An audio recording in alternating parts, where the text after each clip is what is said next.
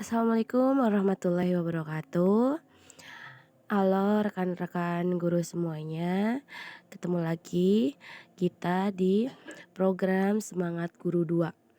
Kalau waktu itu kita sudah mengerjakan, sudah ikut serta di diklat bela belajar dan berbagi ya, di seri program Semangat Guru 1.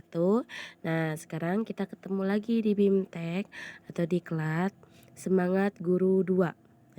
Saya nih udah daftar dari waktu itu ya. Saya di sini angkatan pertama. Nah, di sini seperti biasa kita masuk dulu ke SIM PKB ya, ke SIM PKB, pilih seri Semangat Guru 2. Nah, bisa dilihat di layar ini saya baru 8% nih selesainya. Nah, jika kita buka series program Semangat Guru 2 di sini, karena mempunyai tahapan-tahapan ya, kita tidak bisa langsung mengerjakan hari ini beres hari ini, tidak, karena ada langkah-langkah belajar, ada tahapan-tahapan yang harus kita lewati di setiap pelajaran. Nah, yang pertama di sini, saya sendiri pribadi sudah belajar tentang motivasi dan merdeka belajar. Saya di sini sudah belajar motivasi nih, terutama yang disampaikan oleh Bapak Bukik Setiawan, Ketua Yayasan Guru Belajar, yang di sini menerangkan tentang motivasi dan merdeka belajar ya. Nah, di sini ada mengapa guru mengalami banyak tekanan. Saya sendiri pun merasakannya ya. Apa akibatnya kalau seorang guru mempunyai tekanan ya. Karena kita sebagai guru pasti mempunyai tekanan dari luar, dari dalam lingkup sekolah ya, Bapak Ibu guru.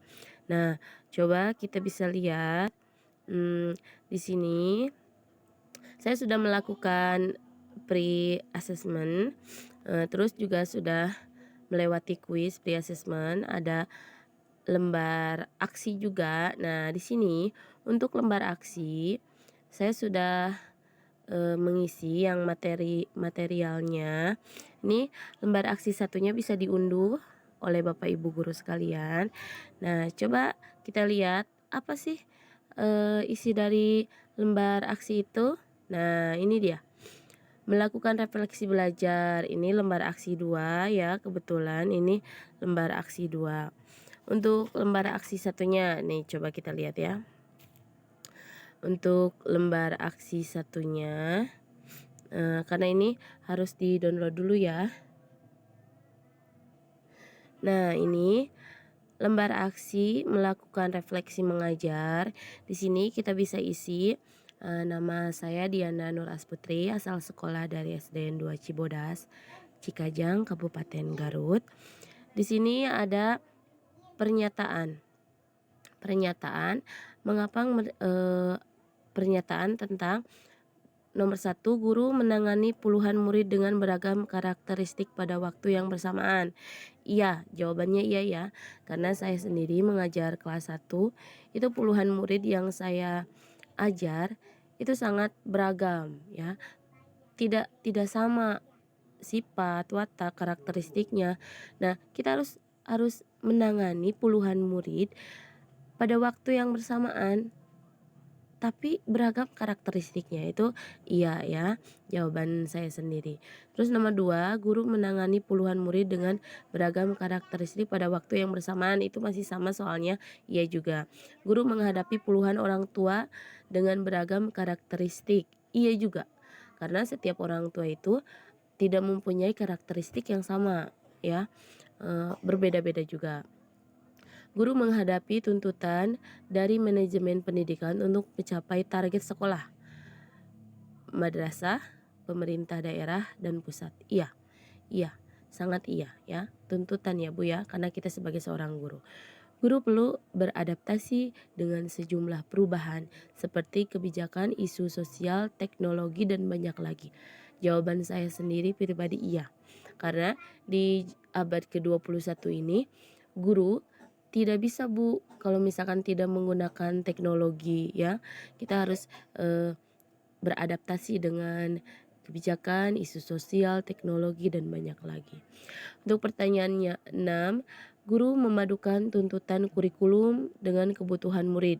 Iya, karena kita harus sesuaikan dengan kebutuhan murid. Nomor 7, guru mendapat tanggung jawab besar, tapi seringkali otonominya dibatasi banyak pihak. Kalau saya sendiri, iya. Guru seringkali masih bekerja di malam hari dan akhir pekan. Iya, karena saya sendiri harus merancang. Ini besok apa nih yang harus saya sampaikan? Pas malam-malam ya, besok nih apa yang harus sampaikan kepada murid? Apa nih rencana pembelajaran apa yang akan saya berikan gitu. Terus guru tidak jarang menggunakan uang pribadi untuk peralatan pembelajaran muridnya. Ini jawabannya iya sekali Bu, untuk saya pribadi iya. Kadang saya tidak berpikir uang pribadi, karena untuk kemajuan anak-anak kita sendiri. Jadi, pastilah menggunakan uang pribadi itu tidak hanya sekali 2 kali adalah. Terus, juga di sini ada pertanyaan lagi, di bawahnya ya. Kita bisa isi Bu ini, dengan kita melihat video yang tadi, ini kita bisa mengisi latihan, refleksinya yang ke-1 ataupun yang kedua. Nah, karena saya sendiri pun di sini sudah mengisi, tapi saya print dulu ini kertasnya. Nah, untuk kebutuhan fisiologis di kelas nih contohnya. Saya kan makan, minum, mamin ya, termasuk mamin ya di sekolah itu kan tersedia, yang membuat sumber daya saya semangat belajar itu. Kalau misalkan di sekolah tidak ada mamin, bagaimana tuh Bu? Biasanya, tidak termotivasi ya. Tapi kalau di sekolah saya pribadi itu ada mamin untuk visi fisiologisnya. Karena kita butuh energi, makan, minum. Untuk kebutuhan rasa aman, di sini untuk kebutuhan rasa aman, saya mengisinya dengan saya termotivasi oleh atasan di sekolah saya karena, apapun yang saya sampaikan atasan saya mengerti, memahami, tidak langsung men-judge, memberi masukan, mendengarkan itu. Jadi saya aman, merasa aman kalau di sekolah.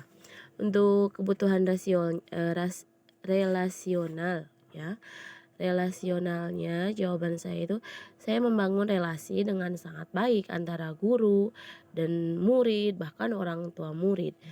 Jadi tidak bisa Bu, kita tidak bisa kalau kita mempunyai hubungan yang buruk gitu ya. Jadi kita tuh harus berhubungan baik, membangun relasi yang sangat baik antara guru, bekerja sama, bagaimana nih murid-murid kita gitu perkembangannya, dengan murid sendiri, dengan orang tua murid juga sama. Untuk selanjutnya, kebutuhan harga diri yang ini, nah kalau jawaban saya dihargai oleh orang tua, oleh rekan, guru, dan masyarakat di lingkungan sekolah. Karena kan kita, merasa bahwa seorang guru itu, kan harus dihargai, bukan maksudnya harus ya, tapi memang, saya merasa dihargai gitu.